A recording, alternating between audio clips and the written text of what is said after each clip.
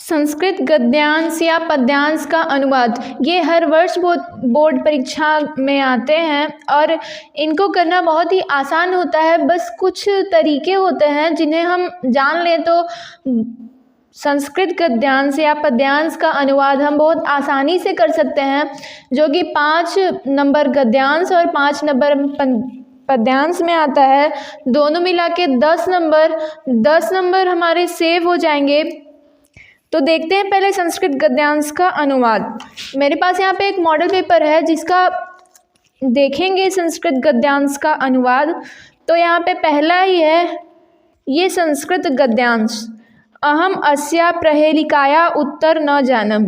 इसको पढ़ के हमें ये निश्चित करना होगा कि यह कौन से पाठ का है संस्कृत खंड के। तो ये है संस्कृत खंड के प्रहेलिकाया उत्तर न जानने। यह प्रहेलिका एक चैप्टर ही है और ये प्रहेलिका चैप्टर का ही है। तो प्रहेलिका चैप्टर का नाम है प्रबुद्धो ग्रामीणः। प्रबुद्धो ग्रामीणः चैप्टर में उसमें प्रहेलिका शब्द आता है, तो ये याद रखना होगा कि यह प्रबुद्धो ग्रामीणः चैप्टर का है। तो इसमें कहा है संस्कृत गद्यांश में से किसी एक का संदर्भ सहित हिंदी में अनुवाद कीजिए। तो इसका संदर्भ भी लिखेंगे हम। संदर्भ प्रस्तुत गद्यांश हमारी पाठ्य पुस्तक के संस्कृत खंड में संकलित प्रबुद्धो ग्रामीणः नामक पाठ से लिया गया है। संस्कृत गद्यांश का सिर्फ इतना ही संदर्भ होता है और बाकी इसका हिंदी में अनुवाद। तो अनुवाद जब हम करेंगे तो अनुवाद हमें एक कहानी के रूप में करना है। जैसे यहाँ पे कहानी पता होनी चाहिए कि वो एक ग्रामीण क्षेत्र का शहरी क्षेत्र के एक आदमी से एक प्रहेलिका पूछता है, जिसका उत्तर वह शहरी नहीं दे पाता, इसलिए वह शर्मिंदा हो जाता है। तो इसी के विषय में है, तो इसको हम हिंदी में अनुवाद करते हैं। अहम अस्य प्रहेलिकाया उत्तर न जान, मैं इस प्रहेलिका का उत्तर नहीं जानता हूँ। इदं श्रुत्वा ग्रामीणः अकथयत्, यह सुनकर ग्रामीण ने कहा, यदि भवान् उत्तरम न जानति तर्हि ददातु 10 रूप्यकाणि। यदि आप उत्तर नहीं जानते हैं तो 10 रुपये दे दें। इसी प्रकार एक एक लाइन को पढ़ के हम पूरे गद्यांश का अनुवाद करेंगे। अतः उदास मुख वाले शहरी व्यक्ति ने शर्त के अनुसार 10 रुपये दे दिए। फिर ग्रामीण बोला, अब आप पहेली पूछें। दंड चुकाने से दुखी शहरी बहुत समय तक विचारने के बाद भी कोई पहेली याद न कर सका। अतः वह अपनी अधिक लज्जा का अनुभव करता हुआ बोला, आप अपनी पहेली का उत्तर तुम ही दो। अतः तब उस ग्रामीण ने हंसकर अपनी पहेली का सही उत्तर दिया, पत्र, क्योंकि वह बिना पैरों के भी दूर दूर तक जाता है और अक्षर युक्त होते हुए भी पंडित नहीं होता। यह इस गद्यांश का अनुवाद। इसी प्रकार जैसे अथवा में प्रश्न है, भारतीय संस्कृति तु सर्वेशा मतावलंबिना संगम स्थली।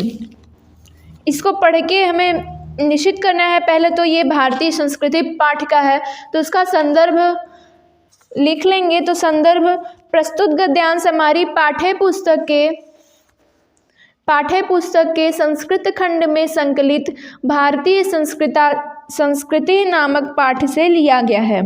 अब अनुवाद।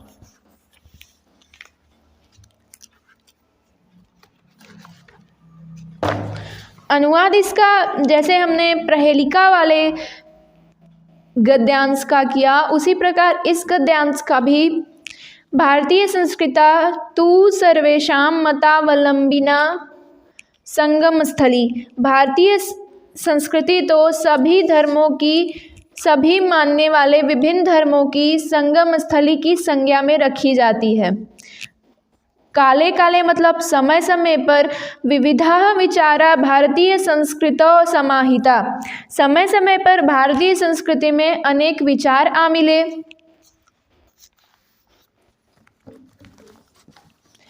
एषा संस्कृतिः सामासिकी संस्कृतिः यस्या विकासे विविधना जातिना सम्प्रदायना विश्वासानं योगदानं दृश्यते।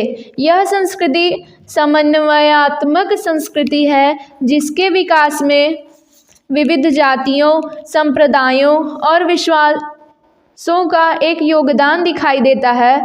अतः हम भारतीयों की एक संस्कृति और एक राष्ट्रीयता है। हम सभी एक संस्कृति की उपासना करने वाले हैं और एक राष्ट्र के नागरिक हैं। जिस प्रकार भाई भाई परस्पर मिलकर सहयोग और प्रेम से परिवार की उन्नति करते हैं, उसी प्रकार हमें भी सहयोग और प्रेम से राष्ट्र की उन्नति करना चाहिए। इस गद्यांश का अर्थ। फिर अगला प्रश्न होता है, इसी प्रकार पद्यांश में भी 2 पद्यांश दिए होते हैं जिनमें से किसी एक को करना होता है। जैसे यहाँ पे मरणम मंगलम यत्र विभूतिश्च विभूषणम कौपीनम यत्र कौशेयम सा काशी केन मीयते। इसको पढ़ने के बाद इसमें एक शब्द आया है कौपीनम यत्र कौशेय। कौपीनम यत्र कौशेय मतलब काशी का नाम आया है, मतलब यह वाराणसी चैप्टर का, वाराणसी पाठ का है। तो संदर्भ इसका लिखने में आसानी हो गई। प्रस्तुत गद्यांश हमारी पाठ्य पुस्तक संस्कृत खंड में संकलित वाराणसी नामक पाठ से लिया गया है। अब इसका अनुवाद। जहाँ मरना मंगलकारी या कल्याणकारी है, जहाँ भस्म ही आभूषण हो और जहाँ लंगोट ही रेशमी वस्त्र है, वहाँ वह काशी किसके द्वारा मापी जा सकती है। अर्थात काशी अतुलनीय है, इसकी तुलना किसी से नहीं की जा सकती। अब दूसरा है माता गुरुतरा भूमेः खात पितोच्चर स्थता मनः शीघ्रतरम वातात चिंता बहुतरी त्रिडात। ये जो श्लोक है वो जीवन सूत्राणी पाठ का है।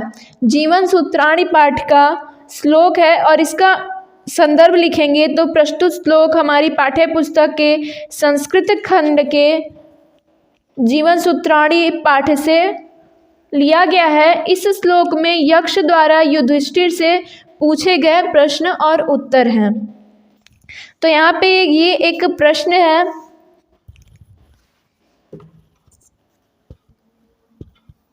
कि माता उत्तर के रूप में जो युधिष्ठिर जब उत्तर देते हैं तो माता भूमि से अधिक भारी है और पिता आकाश से भी अधिक ऊंचा है, मन वायु से भी अधिक तेज है और चिंता करने वाले चिंता तिनकों से भी अधिक दुर्बल बनाने वाली है।